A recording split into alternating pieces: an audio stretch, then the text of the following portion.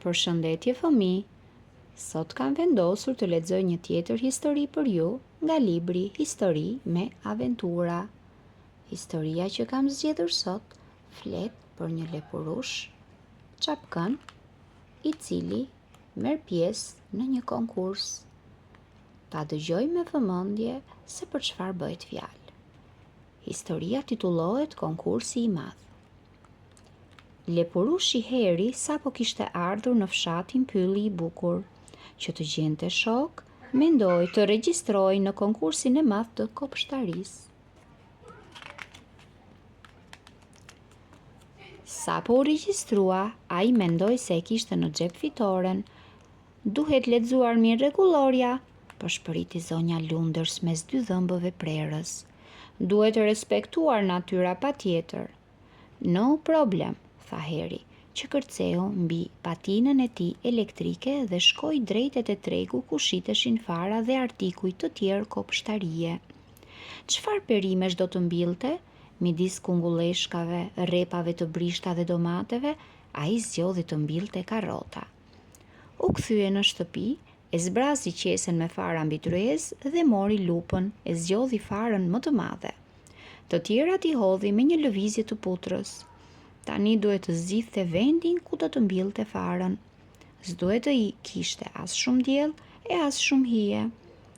Në fund, hodhi dhe një pikë ujë dhe u ndje krejt i kënaqur me punën që kishte bërë. Pas kësaj, shkoi të bënte gjumin e vapës, sepse e meritonte vërtet. Një mëngjes të bukur, një kërcell i holl që anohej andej nga binte drita e diellit i tregoi se fara kishte zënë dhe karrota e tij po rritej nën tokë, po ja ku doli një kleçk. Në rregullorin e konkursit, zonja Lunders kishte shkruar qartë se lejoheshin vetëm plehrat organike, ta marrë mira. Në të gjithë bidonët shikoje kryqe të kuq, paralajmërime të shumta dhe madje edhe simbolin me kafkë. Pra, ato s'ishin as pak natyrore e as organike. S'më bëhet vonë, askush s'do ta marrë vesh, tha me vete lepurushi. Të bëhet ç'të bëhet, unë do ta arrij me çdo kusht atë që dua, pra do ta fitoj me patjetër këtë konkurs.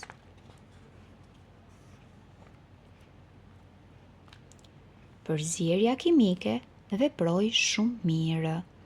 Heri e vështronte si rritej ditë pas dite kërceli i karrotës së tij, derisa më në fund e kaloi dhe çatin e shtëpisë.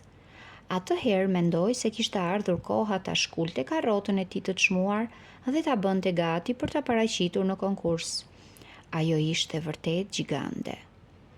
Të gjithë mbetën pa mend. Edhe antarët e jurisë ishin në një mendje. Këtë vit, konkursin e kopshtarisë e fiton lepurushi Heri. Të gjithë duartrokisnin, e përgëzonin e madje i kërkonin edhe këshilla. Lepurushi ynë ishte në qiellin e 7 dhe u propozoi të gjithë miqve të tij të rinj ta ndanin dhe ta provonin karrotën gjigande. Por teksa e provonin, filluan të gurgullonin zorrët dhe fytyra ju mbush me puçra. Juria e konkursit u mblodh me urgjencë. Heri duhet të pranonte se ç'kishte bërë. Zonjëza Lunders tha si me fërshëllim midis dy dhëmbëve prerës.